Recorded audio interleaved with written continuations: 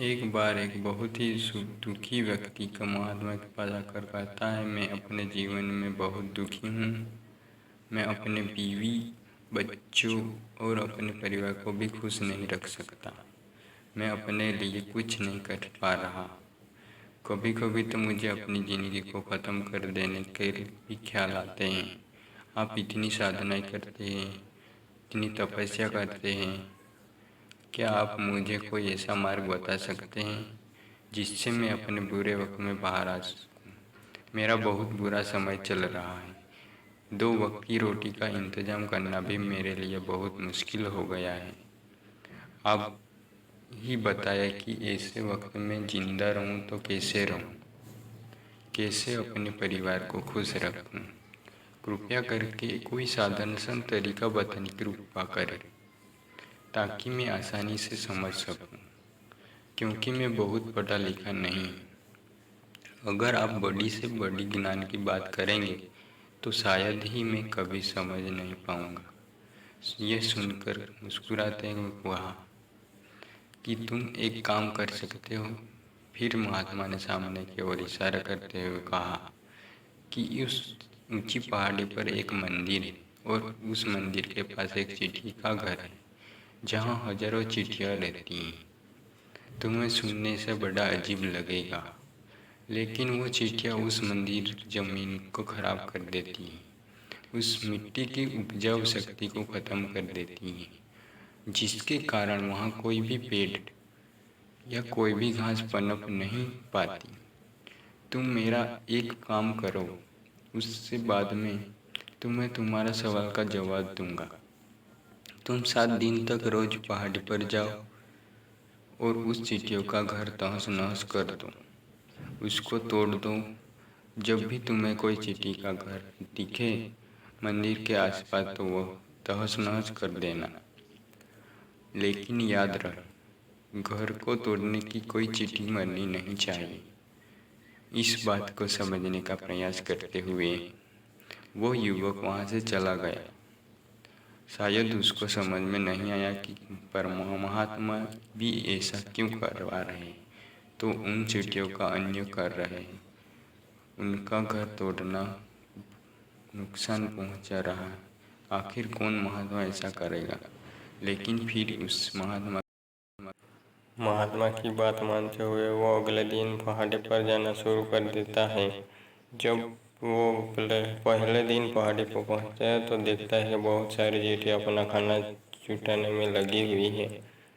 सारी चींटियाँ कतार में चल रही हैं और अनाज के छोटे छोटे कण इकट्ठा कर रही है, अपने घर में जमा कर रही है। देखकर पहले युवक कमजोर पड़ गया। उसने सोचा कि इतनी मेहनत करके अपना घर भर रही है और मैं इनको तबाह कर दूंगा तो इनका कितना बुरा लगेगा। लेकिन फिर उसने उस महात्मा की बात याद करते हुए उस घर को तोड़ना शुरू कर दिया। जल्दी ही चींटियों में हाहाकार मच गया। वो इधर उधर तोड़ने, अभी तक का जो कतार में चल रही थी वो अब बिखर गए और इधर उधर अपनी जान बचाने के लिए भागी। थोड़ी देर घर टूट गया और सारी चिट्ठियाँ इधर उधर छुपने के लिए भाग चुकी थीं। ये करने के बाद वो युवक दुखी मन के वापस घर पर लौट।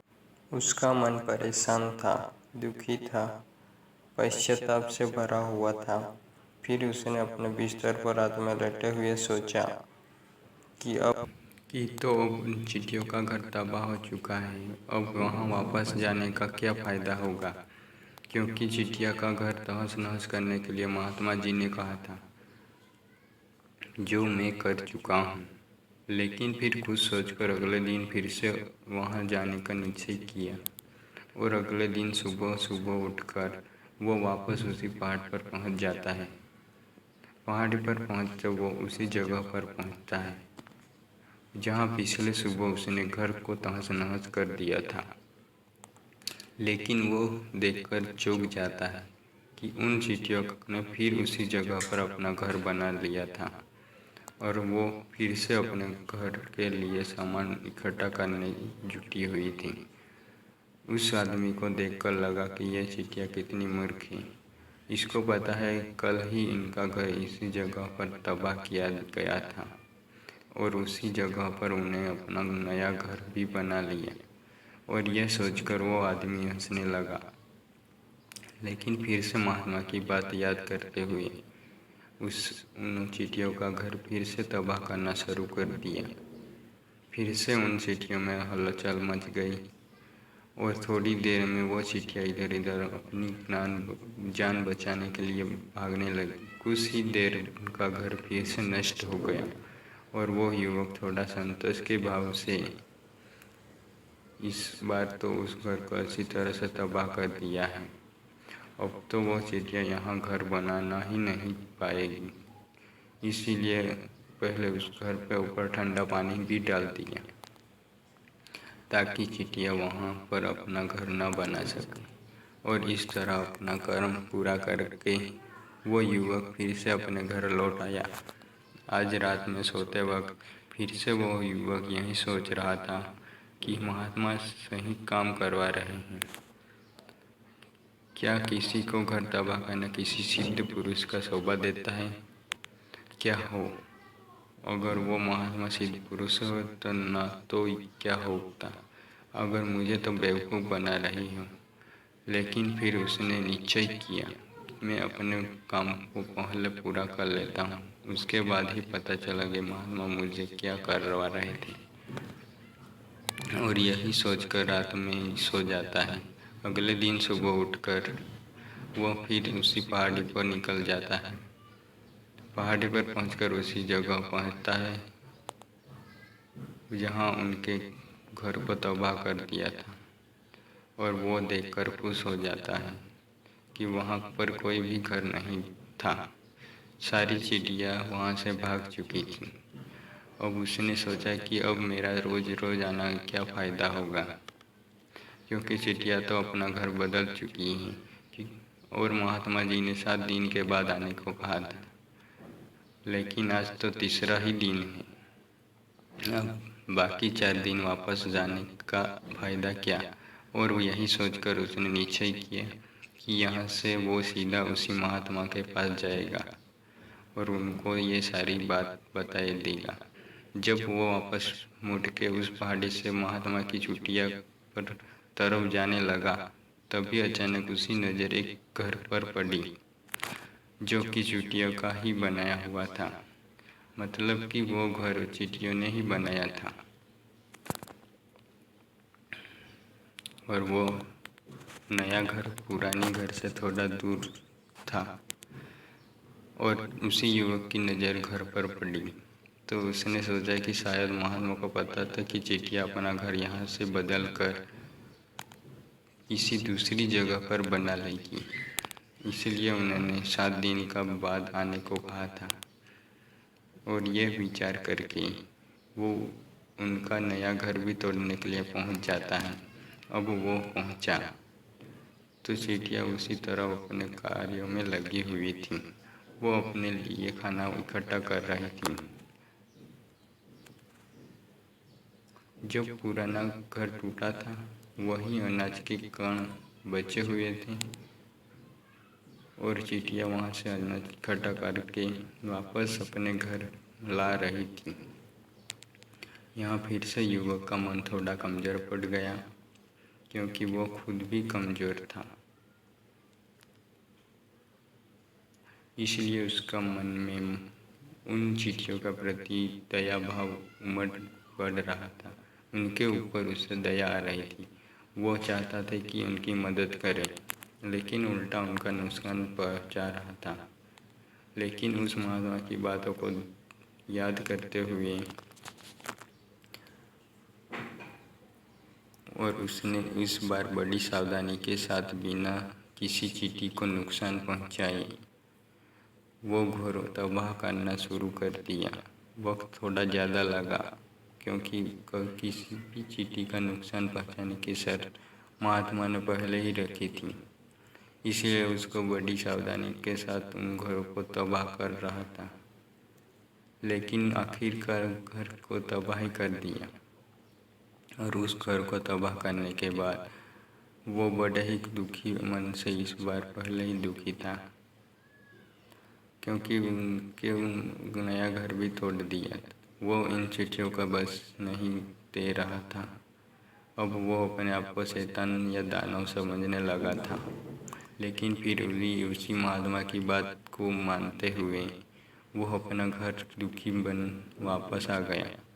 रात में सोने से पहले एक बार फिर उसने सोचा फिर कि मैं कितना बड़ा शैतान हूँ, कितना बड़ा दानव हूँ। पुराना घर तो छोड़ो, मैं उन चिड़ियों का कभी बसने के लिए जगह ही नहीं दे रहा हूँ। वो चिड़िया में मेरे बारे में क्या सोचती होगी? वो कितना बड़ा दानव है को जो मेरे द्वारा काम करवा रहा है। लेकिन फिर भी उसने अगले दिन जाने का निश्चय किया। अगले दिन सुबह सुबह वो पहुंच गया। देखकर फिर आश्चर्यचकित हो गया। इस बार चिड़िया ने एक और नई जगह अपना घर बना लिया था। वो पहले से भी ज़्यादा ऊर्जा के साथ काम कर रही थी और उन्हें एक रात में पहले से भी बड़ा घर बना लिया था और अनाज और खाना इकट्ठा कर रही थी। यह देखकर उस आदमी को लगा कि चिड़िया किस मिट्टी की बनी हुई है। मैं उनको बार बार यहाँ से भागने की कोशिश कर रहा हूँ और ये वही अपना घर बना लेती है। क्या इनको पता नहीं कि ये इसको कभी बसने नहीं दूंगा? ये चींटी है, दिखने में इतनी छोटी है, लेकिन फिर भी उससे हार नहीं मान रही है। बड़ी ताज्जुब की बात है। और इस बार उसने गुस्से में उस घर को तहस नहस कर शुरू कर दिया। लेकिन इस बार तहस नहस करते हुए कुछ चींटियाँ वहीं पर मर गई। उसके पैरों तले कुचल गई थी और कुचलने के बाद वो अपने अहंकार से बाहर आया तो उसने देखा कि गुस्से में उसने चींटियों को कितनी क्षति पहुंचा दी है।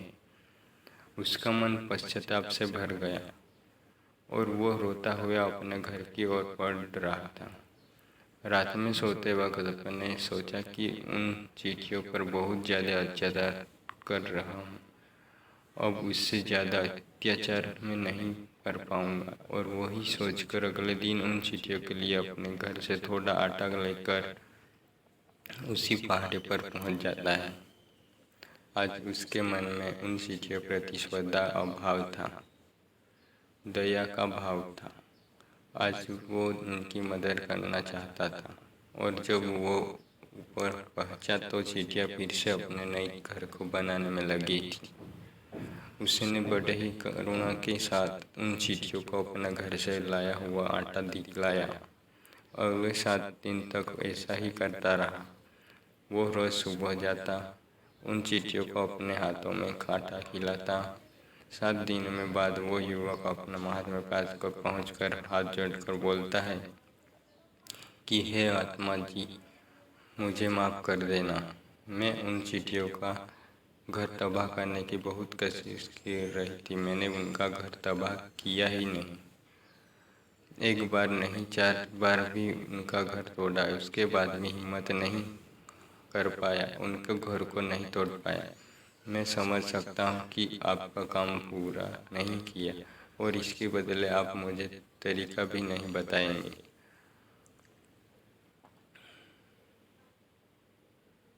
लेकिन मुझे इसका कोई परवाह नहीं। मुझे लगता है कि जो मैंने किया है वो सही, इसलिए मैं आपका आज्ञा लेकर जा रहा हूँ। कृपया मुझे वापस अपने घर जाने की आज्ञा दीजिए। यह सुनकर महात्मा ने मुस्कुराते हुए कहा कि अरे बेटा, कहाँ चल दिए? रुको तो सही, जलपान तो लेकर जाओ, थोड़ी देर ठहर कर जाओ, उसके बाद चला जाना। और यह कहकर वो महात्मा युवक के लिए पानी लेकर आते हैं। पानी पिलाने के बाद उस युवक से पूछते हैं कि तुम मुझे ये बताओ कि आखिर तुम चींटियों का घर तबाह क्यों नहीं कर सके? वो चींटियाँ तो छोटी हैं और तुम इतने विशाल काय, फिर भी तुम छोटी छोटी चींटियों का घर तबाह नहीं कर पाए। कहाँ है तुम्हारी शक्ति, तुम्हारा बाहुबल? इसका जवाब देते हुए उस युवक ने कहा कि हे महात्मा, मैंने उन चींटियों का घर तबाह कर दिया था, बार बार किया था। एक बार तो अपने गुस्से उन चींटियों का भी हानि पहुंचा दी थी, लेकिन जिस दिन मैंने उसको हानि पहुंचाई उसी दिन मुझे लगा कि उनको क्यों हानि पहुंचा रहा हूं, क्यों उनको इतनी तकलीफ दे रहा हूं, और उसी दिन से मैंने उसका क्षति पहुंचाने की वजह, नुकसान पहुंचाने की वजह उनकी सहायता करने शुरू कर दी। ये सुनकर उस महात्मा ने कहा, यही तो सीखने की बात है। एक छोटी सी चींटी हमें जीवन का संदेश देती है। मैंने तुम्हें उन चींटियों का घर तबाह करने के लिए नहीं भेजा था, मैंने तुम्हें भेजा था ताकि तुम उन चींटियों से सीख ले सको। तुम्हें क्या सीख मिली? उन चींटियों से क्या मुझे बता सकते हो? यह सुनकर उस युवक ने पूरी कहानी बयां कर दी। पूरी कहानी सुनने के बाद महात्मा ने मुस्कुराते हुए कहा कि बेटा, पहली सीख जो इन चींटियों से ले सकते हैं वो ये थी कि तुमने कितनी बार उन घर को तोड़ने की कोशिश की थी, कितनी बार प्रयास किया कि इनके बाद तबाह हो जाए, लेकिन वो हर बार अपना नया घर बना लेती हैं। उन्हें कभी भी हार नहीं मानी। अगर वो हार मान लेती तो वो चींटियाँ तुम्हें वहाँ नहीं मिलती। जीवन कार्यशील का नाम है, लेकिन हम मनुष्य एक दो बार मिलने पर भी टूट जाते हैं, हताश हो जाते हैं और फिर जीवन में प्रयास ही नहीं करते। अगर कुछ लोग अपनी जिंदगी को ख़त्म करने को उत्साह हो जाते हैं, लेकिन जानवर में तुमने एक बात देखी होगी कि वो अपना जीवन खुद से कभी ख़त्म करने की नहीं सोचते हैं। तुम कभी सुना होगा कि किसी जानवर आत्महत्या कर ली, चाहे वो जानवर कितना भी भूखा क्यों ना हो, कितना ही दुखी ना हो, लेकिन वो अपने जीवन में हमेशा संघर्ष करता रहता है। लेकिन वही दूसरी तरफ मनुष्य एक दो बार हताश होने पर ही अपनी जीवन खत्म कर लेते हैं। जीवन तो कर्मशीलता है, कर्म करने का नाम है। जीवन और मृत्यु आखिर विश्राम पर विश्राम है, इसलिए मृत्यु में से पहले कर्म करना मत छोड़ना, क्योंकि मृत्यु के बाद तो तुम परम विश्राम ही चले जाओगे। तो उससे पहले कर्म करना क्यों छोड़ रहे हो, क्यों हताश हो रहे हो? अगर तुम्हारा एक घर टूटा गया है तो दूसरा घर बनाने का प्रयास करो, कोशिश करो, और कोशिश करने वालों की कभी हार नहीं होती। यह तुम उन चींटियों से देख चुके हो। देखने के तुम कितनी छोटी वो चींटियाँ अगर और तुम इतने बड़े हो, लेकिन उनका मन तुम्हारा मन इतना बड़ा है, इतना विशाल, इतना दृढ़ संकल्प है। इतनी बार उन चींटियों ने कभी हार नहीं मानी। दूसरी सीख यह है, जब भी हमारा बुरा समय आता है, हमें लगता है कि वो समय कभी नहीं जाएगा, ये समय मेरे जीवन को बर्बाद कर देगा, मुझे कभी नहीं जीने देगा, और अपने इन्हीं ख्यालों से, अपने इन्हीं विचारों से जिसका असलियत से कोई अस्तित्व नहीं है, वो सिर्फ विचार है, और वही विचार हमारे मन को दुखी छोड़ देता है। लेकिन तुम खुद सोचो कि बार प्रकृति क्षति पहुंचेगी, नुकसान पहुंचाएगी, लेकिन कब तक पहुंचाएगी? अगर हर बार फिर से उठोगे तो फिर से नया प्रयास करते रहेगा, तुम प्रकृति हमारे सामने घुटने टेक देगी, और वो एक दिन हमारे ऊपर दयावान हो जाएगी, कृपालु हो जाएगी, और वो हमें सब कुछ देने लगेगी जिसकी कभी हमने कामना भी नहीं की थी। तुमने खुद देखा कि तुम चींटियों को तबाह करने पहुंचे थे, लेकिन बाद में तुम ही चींटियों को अनाज देने, आटा देने लगे। तुम ही उन पर कृपालु हो गई। क्यों हुई? क्योंकि तुमने देखा कि वो चींटियाँ हार नहीं मान रही थी। इस तरह अगर तुम भी अपने जीवन में कभी हार नहीं मानोगे तो एक दिन ये प्रकृति सब कुछ देगी जो तुम अपने जीवन में पाना चाहते थे। इसलिए दो सीख याद रखना, इस कर्मशील कार्य करते जाना, और दूसरा, एक दिन प्रकृति तुम्हारे कर्म का परिणाम तुम्हें जरूर देगी। दोस्तों, आशा करता हूँ कि आपका इस वीडियो से काफ़ी कुछ सीखने को मिला होगा। तो फिर मिलते अगले वीडियो में।